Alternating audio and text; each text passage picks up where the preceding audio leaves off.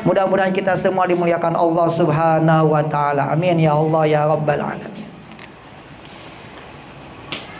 Pada awal Januari ini tahun 2021 banyak telah terjadi kejadian ataupun peristiwa musibah yang menimpa negeri tercinta ini. Dari jatuhnya kapal Sriwijaya di Kepulauan Seribu, puluhan penumpang meninggal dunia. Gempa yang menimpa Sulawesi, banjir yang terjadi di Kalimantan Selatan, longsor yang terjadi di daerah Jawa Barat, daerah Sumedang, gunung meletus, gunung Merapi, gunung Semeru dan lain sebagainya. Banyak terjadi peristiwa musibah yang telah menimpa negeri tercinta ini. Kemudian diikuti lagi dengan banyaknya ulama-ulama kita yang telah meninggal dunia. Pada awal Januari ini terhitung hampir puluhan. Ada 20 lebih ulama yang telah meninggal dunia. Dan yang kita kenal Syekh Ali Jaber almarhum, Allah yarhamuhu wa yaghfir dzunubah. Ada lagi Habib Ali bin Abdurrahman As-Segaf, ada lagi Kiai Abdul Hamid dan lain sebagainya. Dan di kampung kita Mualim Misbahuddin, Mualim Miung, Bapak Ustadz Yahya Al-Hafiz. Banyak ulama-ulama yang meninggal dunia yang diwafatkan pada awal daripada tahun 2021 ini. Rasulullah Shallallahu Alaihi Wasallam telah menegaskan di dalam hadisnya, Innallaha la yaqbidul ilma intizaan yantazi'uhu minal ibad, walakin yaqbidul ilm biqabdil ulama. Muttafaq alaih. Hadis ini menjelaskan, Innallaha la yaqbidul ilm, Allah tidak mengangkat ilmu intizaan yantazi'uhu minal ibad. Allah tidak mengangkat ilmu sekali cabut. Jadi ilmu diangkat tidak sekali cabut. Tahu-taunya ilmu hilang. Tidak begitu. Jadi Allah mengangkat ilmu di dunia ini dengan apa? Walakin yakbidul ilm biqabdil ulama. Allah mengangkat ilmu dengan diwafatkannya banyak ulama. Maka ilmu yang ada di dunia ini, ilmu yang ada di muka bumi ini sedikit-sedikit perlahan-lahan akan diangkat dengan wafatnya banyak ulama. Jadi Allah apabila ingin mengangkat ilmu, Allah tidak mengangkat sekaligus semua ilmu langsung hilang, tidak. Allah mengangkat ilmu dengan diwafatkannya banyak ulama-ulama. Dan dalam hadis lain Rasulullah telah menjelaskan, mautul alim musibatun la tujbar, wa sulmatun la tusaddu, wa najmun tumisa, wa mautul qabilah aisaru min mautil alim. Hadis riwayat Tabrani dan Imam Baihaqi. Hadis ini menjelaskan mautul alim musibatun la tujbar. Dengan meninggalnya ulama, dengan meninggalnya orang yang ahli agama, itu adalah sebuah musibah. Musibatun la tujbar, musibah yang tidak bisa tergantikan. Jadi meninggalnya ulama adalah sebuah musibah yang tidak bisa tergantikan dengan apapun. Kalau pemimpin, penguasa, presiden, pejabat, camat, bupati meninggal dunia, banyak yang gantiin. Belum mati aja udah siap ngantri untuk gantiin pejabat atau presiden. Tapi kalau ulama musibah, kalau beliau mati, mereka mati, tidak bisa digantikan dengan apapun. Maka kematian ulama, kata Rasulullah, mautul alim musibatun la tujbar. Kematian ulama adalah musibah yang tidak bisa tergantikan dengan apapun. Wasulmatun la tusadu, dan sebuah kebocoran yang gak bisa ditambal. Kalau rumah kita, atap genteng kita bocor masih bisa ditambal. Kalau ban sepeda motor atau ban mobil kalau bocor masih bisa ditambal. Tapi dengan matinya ulama, ini adalah sulmah, sebuah kebocoran la tusadu yang gak bisa ditambal. Wa najmun tumisa, meninggalnya ulama itu adalah bagaikan bintang yang padam. Jadi meninggalnya ulama diumpamakan bagaikan bintang yang tidak memiliki cahaya, bintang yang sudah padam, yang tidak memiliki cahaya. Wa mautul qabilah aisaru min mautil alim. Matinya satu qabilah, satu suku, satu kelompok itu lebih ringan daripada matinya seorang ulama. Jadi matinya satu kelompok, satu jamaah banyak, itu tidak sebanding dengan meninggalnya satu ulama.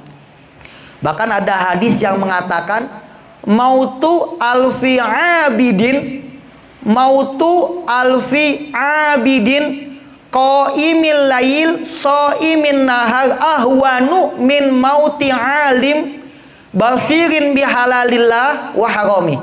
Ini hadis menjelaskan mautu alfi abid, meninggalnya 1000 ahli ibadah, meninggalnya 1000 ahli ibadah, qaimil lail, yang setiap malam selalu bangun tahajud. Ahli ibadah 1000 tiap malam bangun tahajud. Shaimin nahar, puasanya nggak pernah putus. Ahwanu, ini tidak sebanding dengan mauti alim basirin bihalalillah wa harami.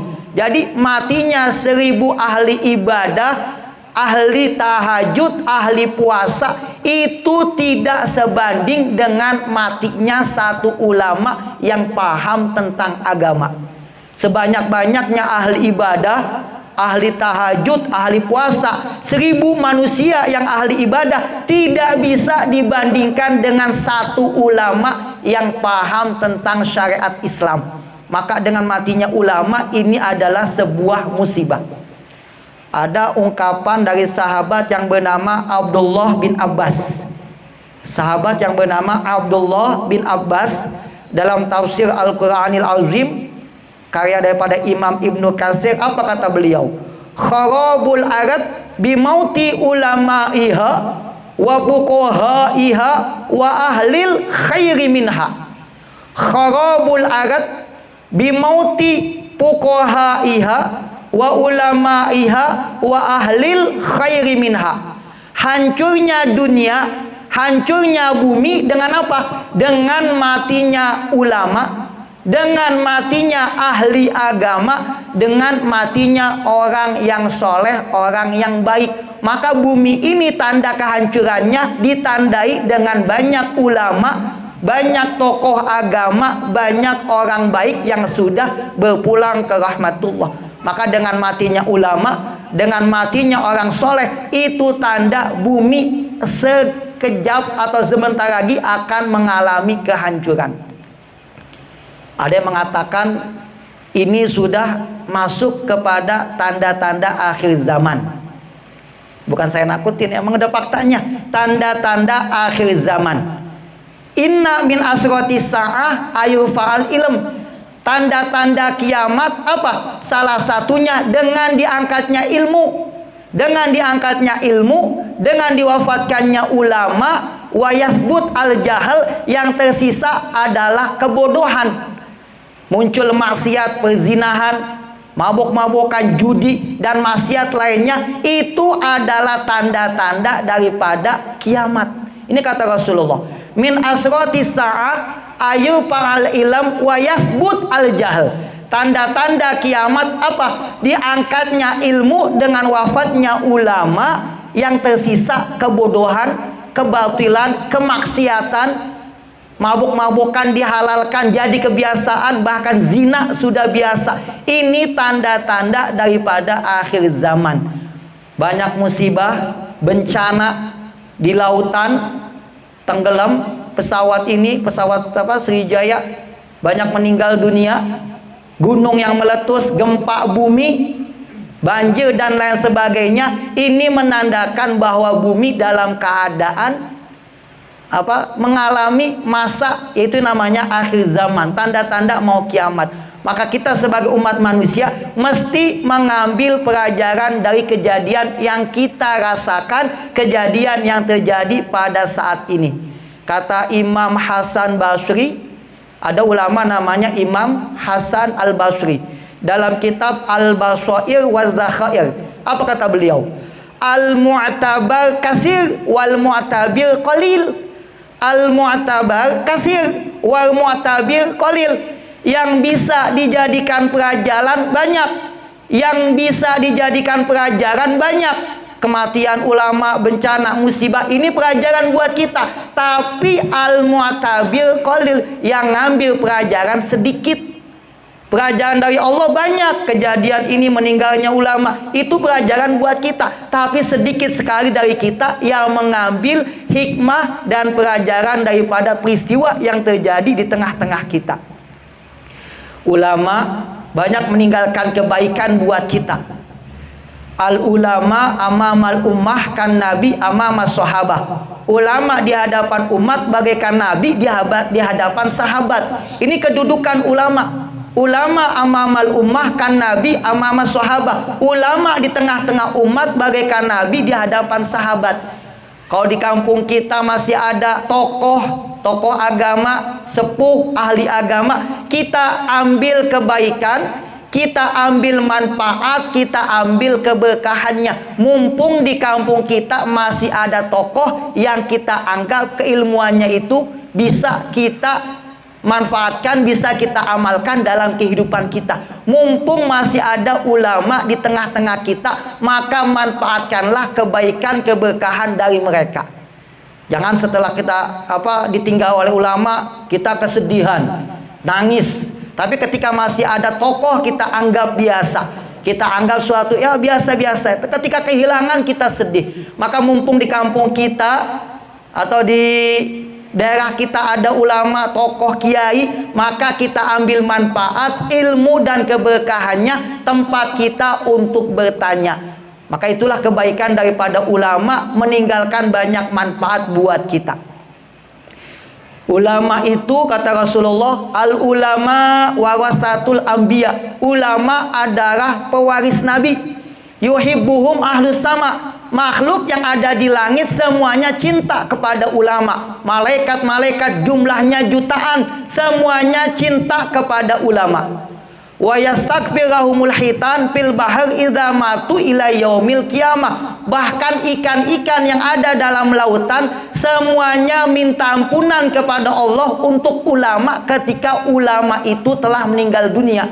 Ketika ulama meninggal dunia, maka makhluk yang ada di lautan semuanya mohon ampun kepada Allah sampai kiamat. Subhanallah. Betapa indahnya kalau kita memiliki anak, memiliki saudara, keluarga yang kita didik, kita masukkan ke lembaga pendidikan agama, kita cetak jadi ulama, apalagi ulama yang hafizul Quran.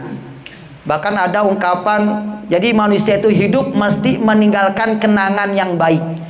Ada sebuah ungkapan dalam bahasa Arab, innamal mar'u hadisun ba'dah fakun hadisan hasanan liman wa'a. Innamal mar'u hadisun ba'dah fakun hadisan hasanan liman wa'a. Manusia itu ketika telah meninggal dunia akan menjadi kenangan. Fakun hadisan hasanan, maka jadilah kenangan, cerita hasanan yang baik liman wa'a, bagi yang masih hidup.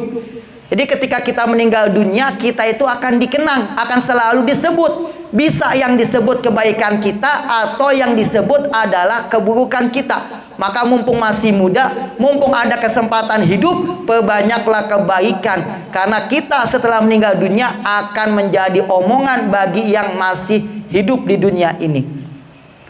Kalau gajah mati meninggalkan gading, macan mati meninggalkan belang, badak mati meninggalkan cula. Nah, manusia mati meninggalkan nama. Bisa nama baik atau nama yang jelek. Bisa kenangan yang baik atau kenangan yang jelek. Maka mumpung kita masih hidup, kesempatan kita untuk beramal soleh, meningkatkan iman dan takwa kita, kita kuatkan. Allah masih kasih kita kesempatan. Mumpung nyawa kita, mumpung ruh kita masih ada dalam jasad, kita maksimalkan hidup kita untuk berbuat soleh, berbuat kebaikan. Jangan pernah kita bosan untuk melakukan kebaikan. manusia itu akan dikenal kebaikannya.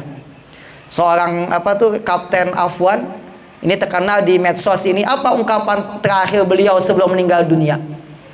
Kapten Afwan menulis status begini: setinggi apapun aku terbang, setinggi apapun aku terbang, aku tidak akan pernah masuk ke dalam surga apabila aku tidak sholat 5 waktu.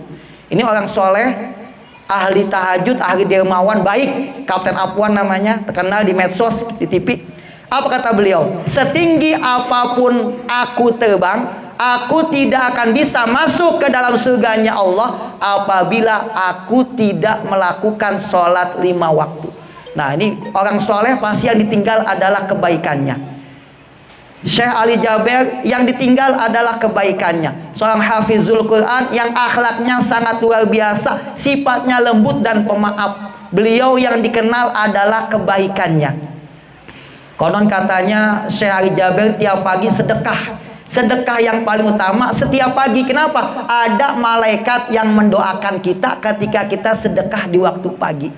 Maka beliau ini meninggalkan kebaikan. Ketika beliau hidup melakukan kebaikan, menulis kenangan yang baik, maka setelah mati yang dikenang adalah kebaikannya. Maka kita sebagai manusia yang dikasih kesempatan, maka beramallah soleh sebagai bekal kita untuk menghadap Allah Subhanahu wa ta'ala. Mungkin ini saja, kurang lebihnya mohon maaf.